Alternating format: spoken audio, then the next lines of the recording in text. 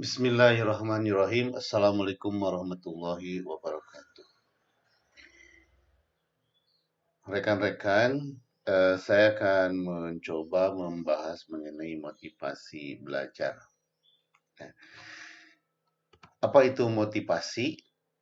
Motivasi itu asal katanya dari movere, yang artinya dorongan dari diri sendiri untuk mencapai suatu yang dikehendaki. Maka motivasi belajar adalah dorongan dari diri siswa untuk mencapai tujuan belajar. Misalnya pemahaman materi atau pengembangan belajar, atau terampil membuat atau mengerjakan keterampilan tertentu. Berikutnya, jenis-jenis motivasi belajar ada dua, yaitu motivasi belajar intrinsik dan motivasi belajar ekstrinsik. Motivasi belajar intrinsik itu dari diri sendiri atau dari dalam dirinya sendiri. Ya. Motivasi intrinsik adalah motivasi yang berasal dari diri siswa sendiri untuk belajar. Motivasi ini bisa dipengaruhi oleh keinginan siswa untuk mencapai suatu tujuan tertentu. Misalnya berprestasi, masuk sekolah favorit, masuk perguruan tinggi favorit, membanggakan orang tua, ya, ingin cepat bekerja, ya, itu adalah motivasi yang timbul dari dalam diri sendiri.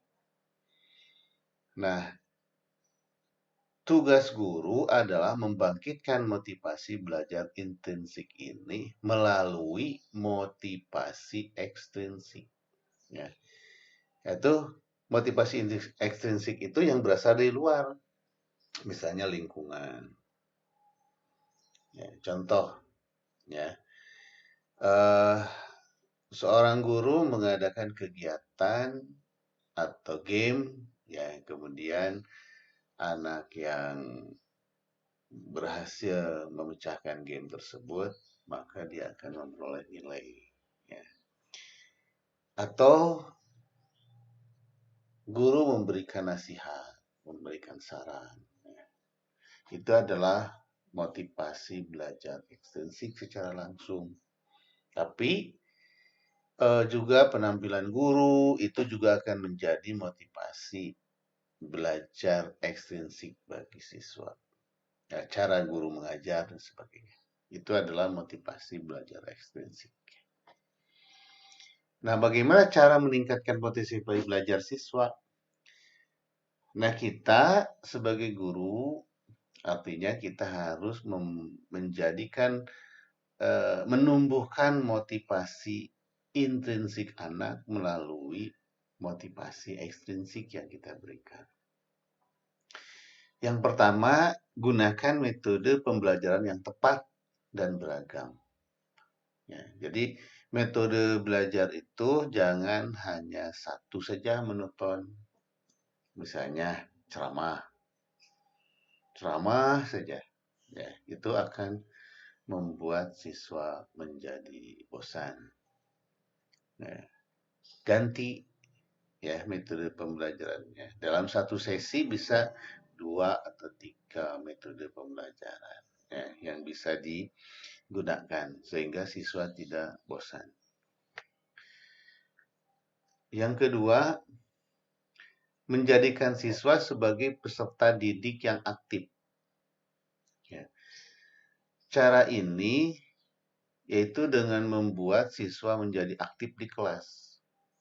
Keaktifan siswa bisa mendorong dirinya untuk terus belajar dan semangat dalam memecahkan suatu permasalahan. Contoh misalnya kalau pembelajarannya discovery learning, ya pasti anak apabila kita pandai memotivasinya, maka anak akan aktif untuk mencari sendiri pemecahan permasalahan yang disadarkan oleh guru. Juga contohnya misalnya ini yang diberikan di sini adalah memberikan sejumlah pertanyaan yang berorientasi hot psych order thinking skill. Bagi siswa yang berani menjawab, baik benar atau salah, akan mendapatkan reward yang menguntungkan. Ini akan menjadikan siswa lebih aktif di kelas ya untuk mencari tahu atau berlomba-lomba untuk menjawab pertanyaan. Kemudian yang ketiga, memanfaatkan media seoptimal mungkin. Dukungan media pembelajaran ya, adalah sangat penting ya, dalam menumbuhkan semangat atau motivasi belajar siswa. Misalnya, ya, anak yang visual, yang cara belajarnya visual, itu akan lebih mudah menangkap pembelajaran atau materi pembelajaran itu dengan menampilkan visualisasi pembelajaran. Misalnya dengan membuat PowerPoint, ya. Kemudian menyajikan gambar-gambar berupa slide, menyajikan video, ya. Sehingga guru harus memanfaatkan teknologi kekinian.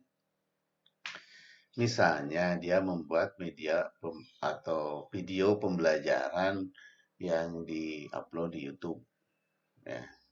Kemungkinan besar anak akan senang menontonnya. Ya. Berikutnya, nomor 4 adalah mengadakan evaluasi secara berkala. Setiap selesai CP, ya, yang TP atau tujuan pembelajaran sudah disampaikan di awal pembelajaran, semua siswa harus mengukur kompetensinya melalui evaluasi. Evaluasi yang diberikan oleh guru tidak boleh keluar dari TP yang telah disepakati di awal. Sehingga anak akan mampu menjawab. Apabila anak mampu menjawab, maka akan menimbulkan kepercayaan diri pada anak tersebut menjadi tumbuh. Sehingga berikutnya mereka akan percaya kepada guru. Apabila belajar, maka dia akan bisa menjawab pertanyaan atau memecahkan masalah-masalah yang diberikan oleh guru. Jangan sampai evaluasi tidak ada hubungannya dengan TP yang telah disepakati. Kemudian yang kelima adalah sampaikan motivasi secara langsung. Kalau poin-poin yang tadi, ya, guru memberikan memotivasi siswa itu melalui hal-hal yang tidak langsung. Nah, ini guru langsung memberikan motivasi dengan cara menceritakan misalnya kisah sukses alumni, ya, atau tokoh-tokoh lain. Ya. Siswa saat mendengarkan kisah sukses orang lain, tak jarang mereka akan termotivasi untuk mengikuti jejaknya. Ya, harapannya tentu saja mereka akan termotivasi untuk terus belajar. Kemudian berikutnya adalah dermawan akan pujian. Nah, di sini guru harus tidak pelit terhadap pujian. Apa itu pujian? Ya, ucapan yang memberikan sentuhan positif secara verbal. Ya. Dengan dipuji, anak akan merasa dihargai. Ya. Contoh memberikan apresiasi berupa pujian pada siswa yang berhasil menyelesaikan tugas dengan baik. Ya, dengan demikian, siswa tersebut akan terus termotivasi untuk mencari yang terbaik, ya. Dan siswa-siswa lain akan termotivasi. Nah, bagaimana kalau menghadapi anak yang tidak suka pujian? Jadi kita sebagai guru harus tahu karakter anak.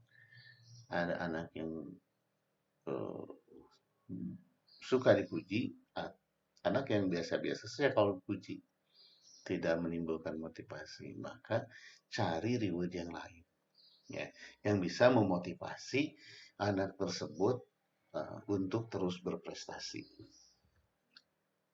Ya. Demikian yang bisa saya sampaikan kali ini, ya, untuk memenuhi tugas pemecahan masalah. Terima kasih. Assalamualaikum warahmatullahi wabarakatuh.